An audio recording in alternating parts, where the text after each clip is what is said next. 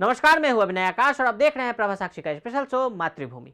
अपनी आंखें बंद करें और मिस्र के लाल सागर बंदरगाह से बाब अल मंडेब को पार करते हुए मानसूनी हवाओं के सहारे दक्षिणी केरल की ओर जाने वाले एक लकड़ी के जहाज की कल्पना करें। 14 दिन की यात्रा का उद्देश्य एक मूल्यवान वस्तु को पाना या खरीदना था, जो मानव मन के स्वाद को और हर व्यंजन में अपना रास्ता बनाती थी, यानी काली मिर्च। यह वह वस्तु थी जिसने चेरों को मिस्र से जोड़ा। इतिहासकार इस बात से सहमत हैं कि प्राचीन मिस्र ग्रीस और रोम को आपूर्ति करने वाला एक प्रमुख व्यापारिक बंदरगाह मुजिरिस कहलाता था। ऐसा माना जाता है कि यह बंदरगाह कोंडिग्लुरु के करीब स्थित था। यह व्यापक रूप से माना जाता है कि मुजिरिस शब्द तमिल मुचिरी से लिया गया है। यह नाम इसलिए दिया गया क्योंकि पेरियार नदी दो भागों में बंट जाती थी और दो भागों में बटे होठ की तरह दिखती थी। अब इतिहास को पीछे छोड़ थोड़ा वर्तमान में आते हैं। वर्ष 2007 में एक जगह खुदाई का कार्य चला। विशेषज्ञों ने इसके लिए भारत के केरल राज्य में पट्टनम को चुना। वे एक खोए हुए प्राचीन शहर मुजिरिस के खंडहर को खोजने की कोशिश कर रहे हैं। लेकिन क्या विशेषज्ञों को कोई चीज मिली? उत्तर हाँ और नहीं दोनों में है। उन्हें रोमन मोती, सिक्के और मिट्टी के बर्तन मिले और इसमें एक बात स्पष्ट हो गई कि स्थान का संपर्क रोमन साम्राज्य से था। लेकिन क्या यह मुजिरिस था? इसकी पुष्टि करने का कोई तरीका नहीं है। ये वो रहस्य है जो दशकों से इतिहासकारों को भ्रमित कर रहा है। भारत के पहले एम्पोरियम का रहस्य। मुजरिस ने रोमन, चीनी, अरबी सभी के साथ व्यापार किया। लेकिन 5वीं शताब्दी एडी में ऐसा क्या हुआ? बंदरगाह का इतिहास समाप्त हुआ। वहीं 14वीं शताब्दी में यह नक्शे से ही गायब हो गया। आखिर मुजरिस के साथ क्या हुआ? कैसे ये अचानक गायब हो गया? वर्तमान में ये कहाँ है? रामायण में मूराचिट्टीपट्टनम का जिक्र। मुजिरिस एक बंदरगाह शहर था जो दुनिया में अपनी तरह का सबसे पुराना शहर था। प्राचीन पत्रकारों के लिए स्पाइस सिटी मुजिरिस को मुराचीपट्टनम के नाम से भी जाना जाता था। वाल्मीकि रामायण में मुराचीपट्टनम वह स्थान है जहां सुग्रीव द्वारा वानरों को सीता की खोज का कार्यभार सौंपा गया था। ऐतिहासिक साक्ष्य क्या कहते हैं? केरल ने खुद को मसाले के प्रमुख केंद्र के रूप में स्थापित किया तो मुजिरिस का प्राचीन बंदरगाह इसके केंद्र के रूप में उभरा।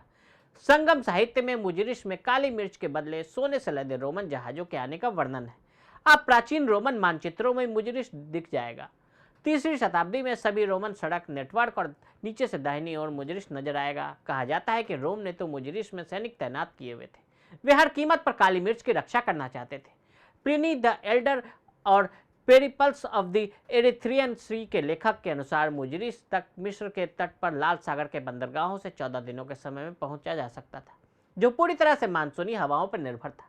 हालांकि 1341 में त्रासदी हुई जब मालाबार तट पर पेरियार नदी बेसिन में जल निकायों की रूपरेखा में एक बड़ा परिवर्तन हुआ और बाढ़ और भूकंप के कारण मुजिरिस नक्शे से ही गायब हो गया। हालांकि बंदरगाह के अवशेष और इसकी ग्लोरी अभी भी एक घटनापूर्ण अतीत की याद दिलाती है। इन्हें भारत के सबसे बड़ी संरक्षण परियोजनाओं में से एक मुजिरिस हेरिटेज प्रोजेक्ट के माध्यम से भविष्य की पीढ़ियों के लिए संरक्षित किया जा रहा है। मुजिरिस विरासत स्थलों के पूरक 21 संग्रहालय और अन्य स्थल हैं जिसका उद्देश्य लोगों को केरल के 2000 वर्षों के इतिहास के बारे में शिक्षित करना है। पट्टनम की खुदाई से क्या मिला? पट्टनम केरल में उत्तरी परवूर मार्ग कोंडिग्लुरु से लगभग 1.5 किलोमीटर दूर है और केरल काउंसिल फॉर हेरिटेजिकल रिसर्च ने यहाँ एक बड़े पैमाने पर शोध परियोजना शुरू की। केरल सरकार द्वारा की गई पहल बहुविषयक खुदाई में से एक। इन खुदाइयों का मुख्य उद्देश्य एक प्रारंभिक ऐतिहासिक शहरी बस्ती और मालाबार तट पर मुजिरिस के प्राचीन इंडो रोमन बंदरगाह की पहचान करना था। खुदाई में मिली संरचना इस बात का संकेत देती है। वे बताती हैं कि इस स्थल पर सबसे पहले स्वदेशी लौह युग के लोगों का कब्जा था। इस स्थल से बड़ी संख्या में रोमन मूल की वस्तुएं प्राप्त हुई। यह प्रारंभिक ऐतिहासिक काल के दौरान इस क्षेत्र के व्यापक समुद्री संपर्कों के साक्ष्य के रूप में सामने आया है। इसके अलावा कोट्टापुरम क्षेत्र में की गई खुदाई से एक पुर्तगाली किला और अन्य पिछली संस्कृतियों के कई अवशेष मिले। साल 2020 में पट्टनम में 12वीं छात्र को एक रोमन आर्टिफैक्ट मिला। उसे एक बटन के आकार का रोम का सिक्का मिला। ऐसे सिक्के ऑगस्टस सीजर के रोमन साम्राज्य के दौरान पाए जाते थे। प्राचीन साहित्य और पांडुलिपियों में मुजिरिस। खोए हुए शहरों का पता लगाना कभी भी आसान नहीं होता, विशेषकर प्राकृतिक आपदा से तपा हुए शहर। मुजिरिस के इतिहास का पता लगाना कोई आसान काम नहीं है। प्राचीन साहित्य इस संबंध में कुछ महत्वपूर्ण सुराग प्रदान करता है।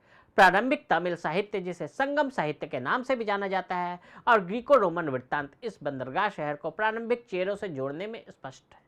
वर्तमान का चिंदमंगलम मुजिरिस विरासत क्षेत्र के जयंती मंगलम था, जिसका नाम पांडियन राजा जयंतीन के नाम पर रखा गया था।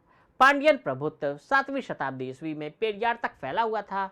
तथ्य यह भी है कि मालानाडु के 13 महत्वपूर्ण वैष्णव मंदिरों में से 10 9वीं शताब्दी में पेरियार नदी के दक्षिण में स्थित थे।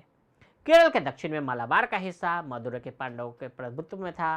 प्लिनी ने बताया कि पंबा नदी में नरसिंडो पांड्यों के क्षेत्र में था। तमिल साहित्य एगोम 2 कहता है कि ओटियन चेरल पहला चेरा राज्य था, जिसका क्षेत्र पश्चिमी समुद्र तक फैला हुआ माना जाता है।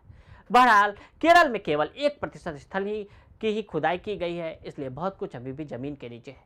हम निश्चित रूप से नहीं कह सकते कि मुजिरिस इन्हीं के नीचे कहीं है, लेकिन एक बात तो पक्की है कि 2000 साल पहले एक भारतीय बंदरगाह वर्तमान के दुबई और सिंगापुर की तरह विश्व व्यापार पर हावी था।